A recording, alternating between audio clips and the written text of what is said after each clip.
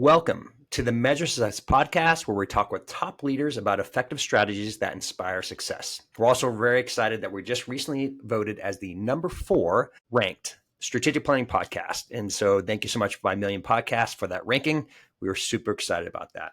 Today, we have an extraordinary guest, Tammy Nam. She is the CEO of Creatipy, an AI-powered ad automation platform helping brands design and scale digital campaigns faster and smarter. She's a veteran tech executive, and she's going to talk about some of those stories today with companies such as Pixar and Viki. She's passionate about combining creativity with technology to drive results. Under her leadership, she has seen explosive growth, and she's serving major clients like AstraZeneca, NASCAR, and The Economist. Tammy, welcome to the Measure Success podcast. Thank you for having me, Carl. Absolutely. Okay, so let's get started and talk about one of your incredible stories that you had before where you're at today. And you were telling me before this episode that at Viki, you were responsible to have extraordinary change. Share me about that story. Viki is a streaming media platform. It's sort of like a international version of a Hulu.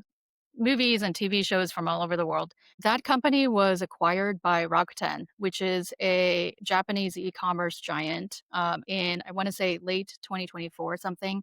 At the time of acquisition, I became the CEO and took on that position for a couple of years before I decided to go on sabbatical. But during that period of time, I just wanted to essentially was kind of like I wanted to prove to myself that I could do this job. So what happened over that period of time was we were able to 2 to 3x revenue during that short period of time, when prior to that, it was incremental revenue growth, steady, but incremental revenue growth. And at the same time, we were required to implement a Rakuten mandated cost cutting of 30% across the board. Every subsidiary company had to do it. So we had to do significant headcount costs, while at the same time, during that period, we were able to improve employee satisfaction. So how do you more than double revenue, cut costs by 30%, and improve employee satisfaction at the same time? So that's actually one of my strengths, is coming in and figuring out all those things. So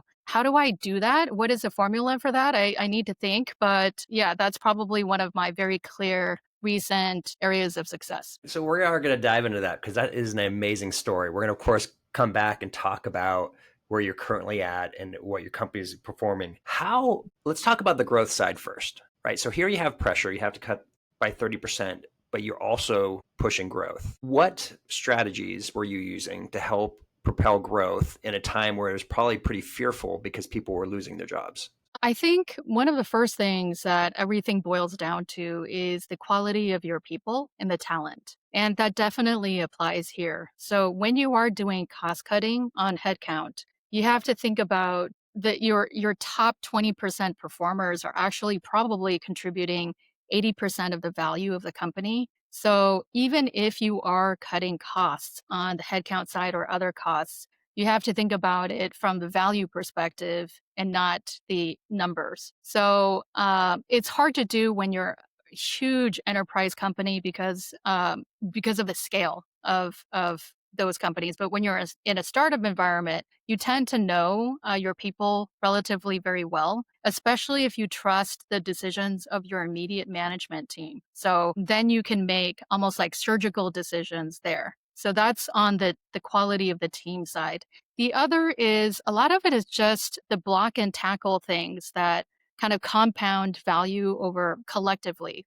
Really looking at the numbers. In the case of Viki, it was really about what are the types of titles that are performing best? How do you zero in on investing in those types of titles versus ones that are taking up maybe a lot of your team's time in licensing, but are not generating those results? It's how do you operationally kind of identify opportunities of friction or identify areas of friction in your company where decisions are not being made as fast, where they could be, where maybe there was too much layers, or, how do you speed from insight to decision making, speed up that process? So it's a lot of little things that combined create this compounding benefit of ultimately, in that case, it was more than doubling of the revenue and improving employee satisfaction. So I'm curious, did employee satisfaction, here, let me not presume for a moment. Why did employee satisfaction improve? I think it's a couple of things. One is that when you have people who are really great, they want really great performers want to be surrounded by other great performers. So even if you are letting people go who are underperformers, the impact of that is actually beneficial versus the other way around. So I mean the studies show that when people are working right next to underperformers, their own performance goes down by 30 something percent. But when they're sitting next to overperformers, their own performance goes up by 15%, something along those lines. So I think that's one. The other is I think it just comes down to a lot of the fundamentals of communicating with people. Communications, I fundamentally believe that in the absence of communication, people assume the worst. So I really try to remind myself of that almost every single day. How do you over communicate and over communicate the right things to the right people? It's about transparency, enabling your really great people to do what they do best. That is something that a lot of leaders, I think, often forget. You're hiring these people for a reason. And if they're not doing an excellent job, then they're the wrong people to begin with. So I think it's employing all those kind of fundamentals of people management and communication that contributes to just improved employee satisfaction. And when people are happy, they tend to just do a better job. So again, that's compounding. Okay, that I was curious if that's where we're going to get to. It is always fascinating of when some of the greatest frustration, the irony is your best performers, because they're not working with other great performers, and they know they can't move as fast, right? As a result, but when you get literally a bunch of A team players together, their happiness is together because they're with the right people, Right. It's that classic. I think, boy, was it Steve Jobs who talked about? I might have this quoted wrong. But he talked about A players they'll bring, but when you bring in a B player, they'll hire C players, right? Because they don't want anybody to threaten their job, and they'll bring in less quality of people to the situation. So that's really, really fascinating. And then of course I also imagine when you're growing that fast too, people, I don't know, I've always found when you're growing well and properly and you're hitting your goals, there's a sense of joy, right? That you're winning as a team. What did you do? Did you, with the team, how much were you talked about KPIs and metrics a bit there. You're talking about focusing on the right things. How did you bring that to everybody's attention that you were winning? You mean, how do you bring it to the employees' attention that the company is winning? Yes, correct. I mean, no one should be surprised about anything. So really, you should be sharing KPIs with the right people on a regular basis. Definitely with the management team and definitely with layers down. So everyone should have a really good idea of how the company is performing across all the measures that are indicative of a healthy company. And each company it's a little bit different, but it could be revenue, it could be growth rate, it could be revenue by customer segment, retention, gross margins, whatever it is. But what I find is that when people are aligned with very specific, repeating kind of overall goals for the company, they know exactly what they need to do in order to achieve those goals. So in our company, for example, at Creative P, I actually use 3 storylines to help shape the KPIs. So as kind of like an umbrella, because people are much more likely to remember stories than they are numbers. But what I want them to know is that they remember the stories of what they're trying to accomplish and how whatever it is, their team or the individual KPIs, how it ladders up to that story. So for example, maybe one might be, we have excellent product market fit. That might be one. Or we remove friction for marketing teams for the ad creation process, whatever those might be. So their KPIs, they understand how it affects that story. So we're constantly repeating it in all hands, even in investor meetings, so that no one, regardless of whether a very specific KPI an individual might forget, they will remember those 3 points. So now let's talk more about the company that you're at right now. You just recently joined there in early 2025. Why did you go to this company? What attracted you to it? I was attracted to this company because I have a background in marketing. The first half of my career, I was a marketer. And I'm also a huge fan of just what's going on in AI in general. I know that there's a lot of hand wringing going on by a lot of people, but I am practically a 9-year-old boy in a middle aged woman's body, in that I'm a huge fan of sci fi and just. So I feel like we're living in an age that is my sci-fi fantasies coming to life. So it's AI, it's robotics, it's quantum computing, it's all these like nuclear fusion.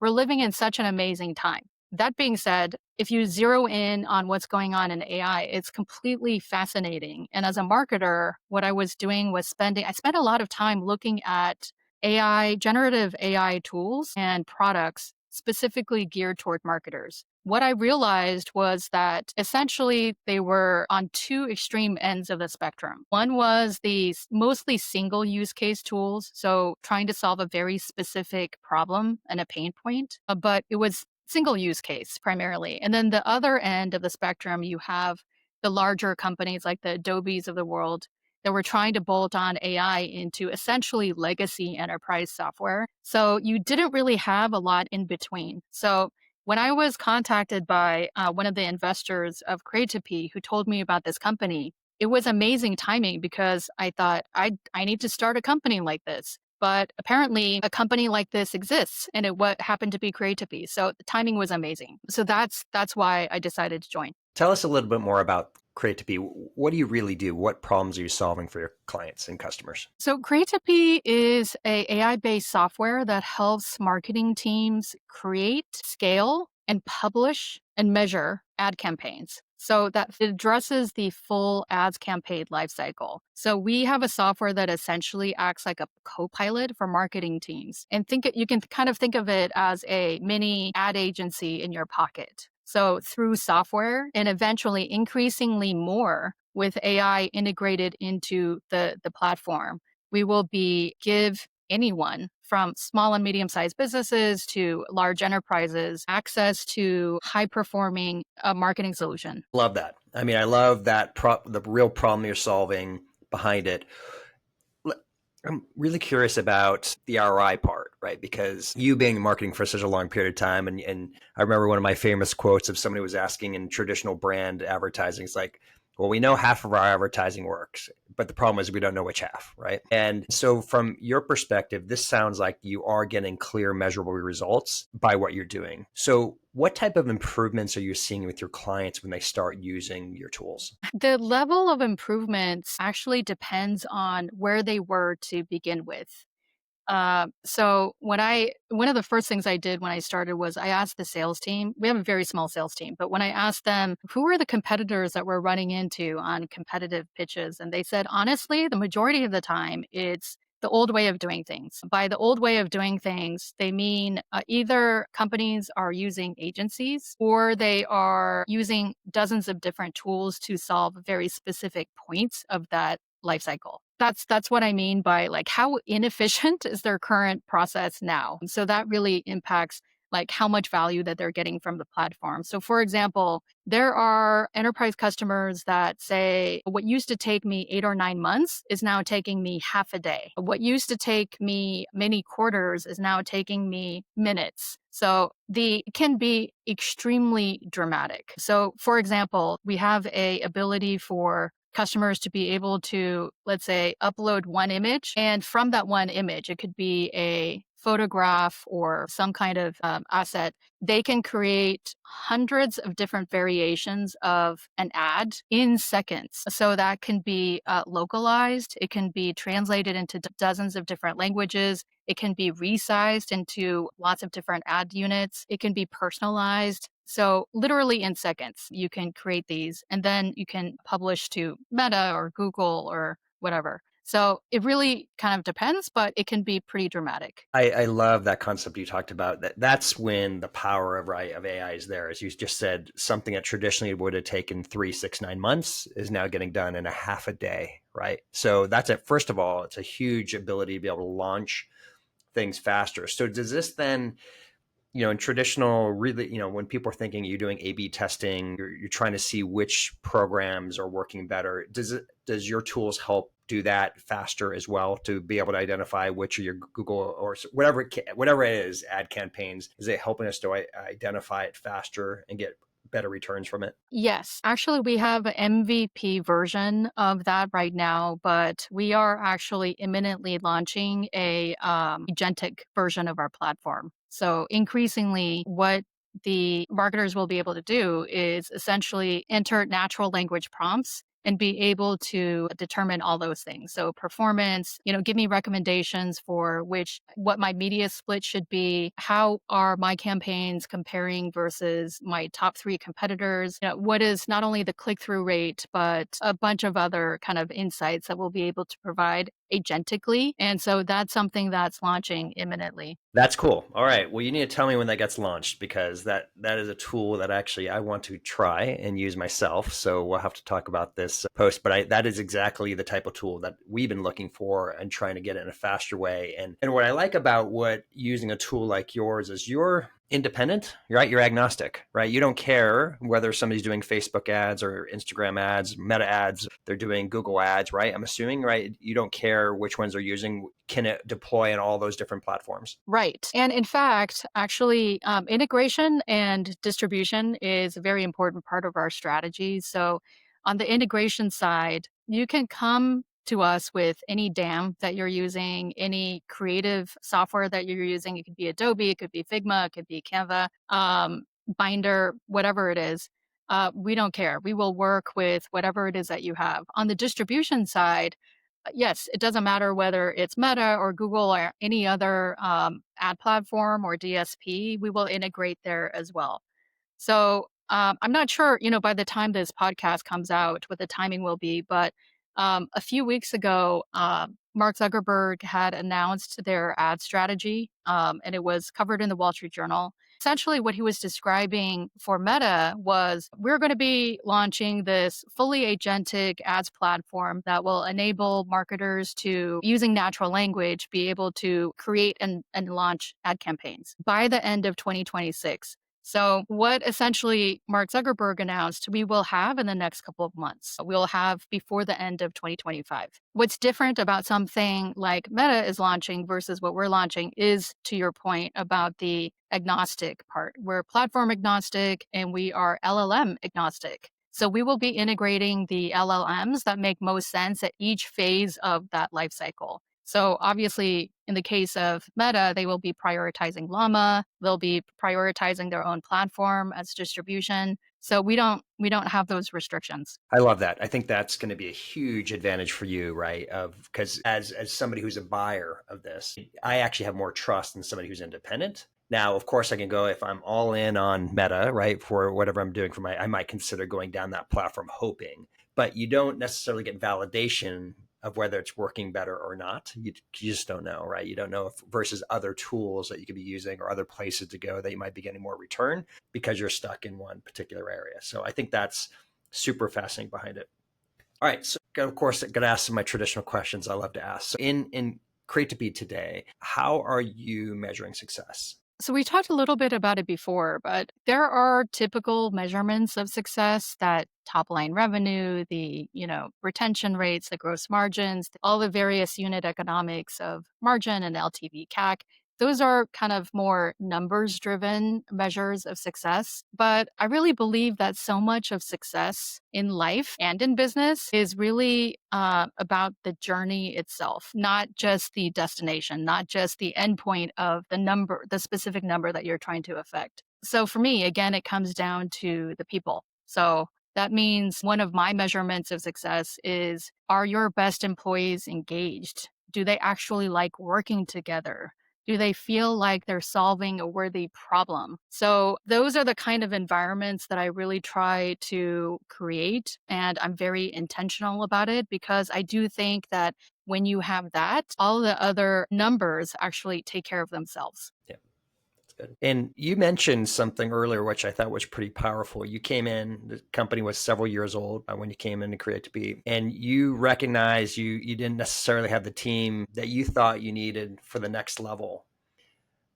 I'm kind of Curious, how did you go about that process of evaluating your team, and what did you do about it to help make sure you had the A team going forward from a management perspective to help lead you to the next level? So Create to Be launched in 2021 and was the founding team was out of Romania. I am very familiar with those types of environments, really great product market fit, a lot of momentum, really strong tech, initial tech. So there were so many things that were going great.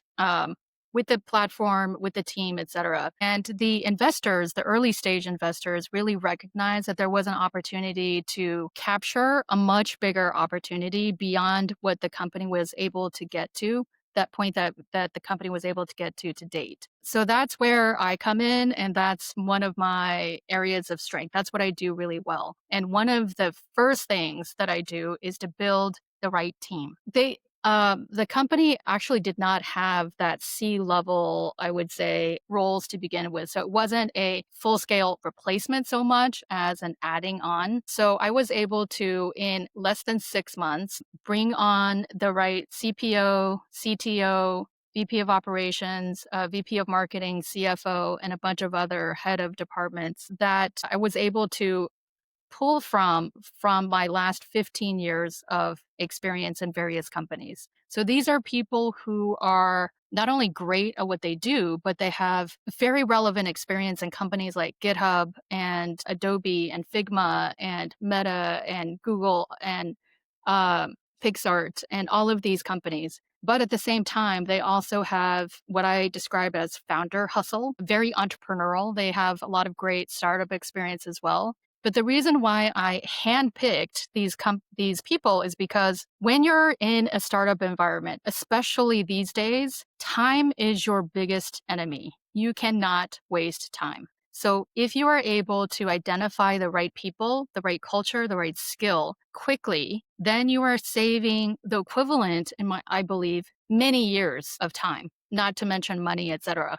You do have to find the right people. So for example, every single person that we brought in took a 30 to 70% pay cut to join because they have that history of working with me. They love working with each other and they believe in the vision. So you have the combination of all those things. So it happened to work out really well in an extremely short period of time.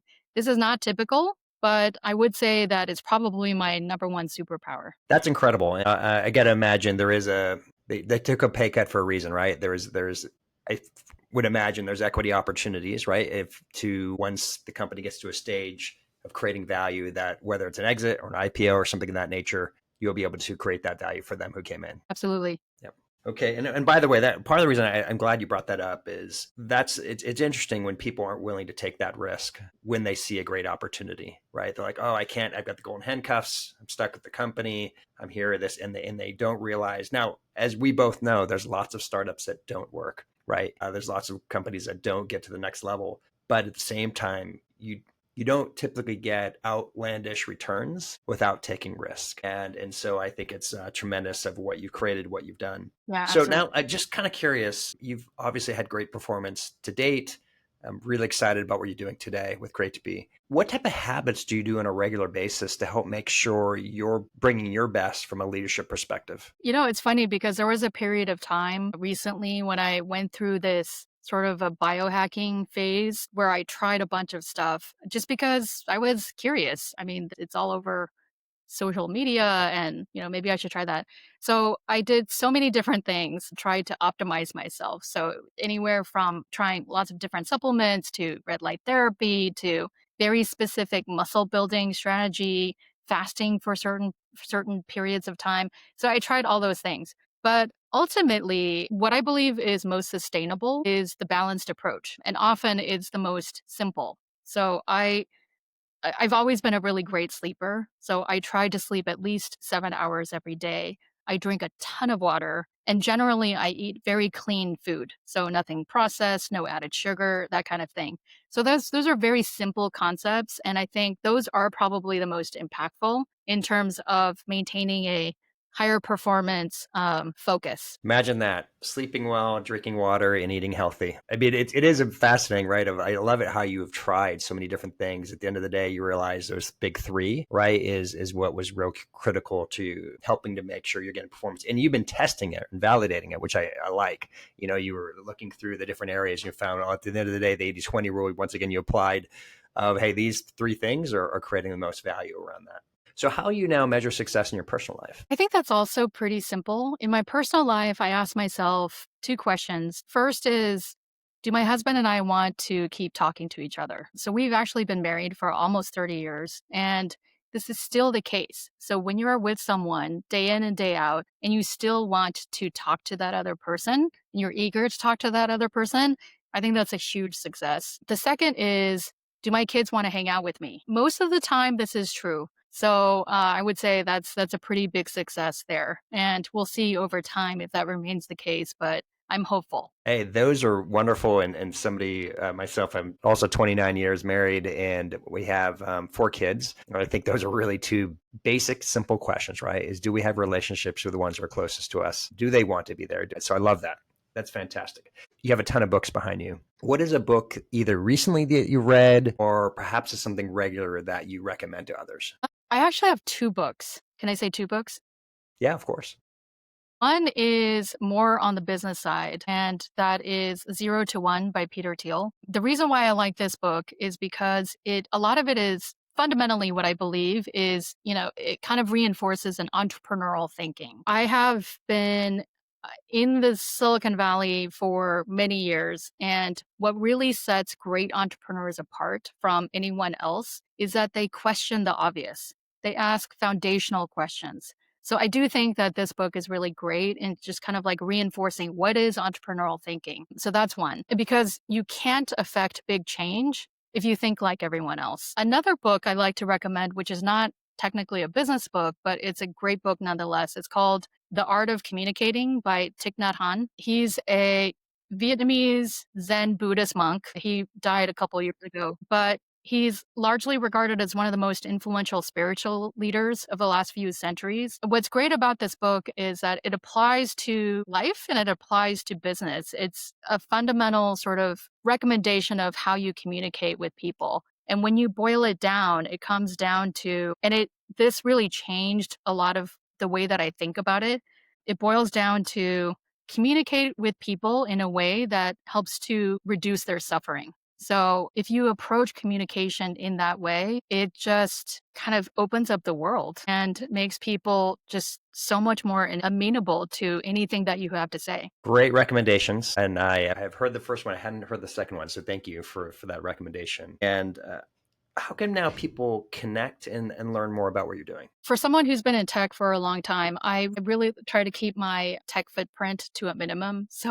But you can follow me on LinkedIn. So that's pretty easy and straightforward. For my company, you can go to creatopy.com, creatopy.com, and learn more about our AI products to help marketers. Tammy, thank you so much for being a guest on the Measure Success podcast today. Thank you for having me. Absolutely. And once again, as we continue to get great guests like Tammy, it's because of your feedback and your audience. And once again, we've just been blown away. We were so excited about the ranking of being the 4th ranked strategic planning podcast. Will continue to grow and be a difference for you and the audience and for our guests. We just want to continue to provide great information for you as business owners and those who are wanting and striving to be great leaders in business to do what you need to do. Well, as we always like to say, wishing you the very best and measuring your success. Have a great day.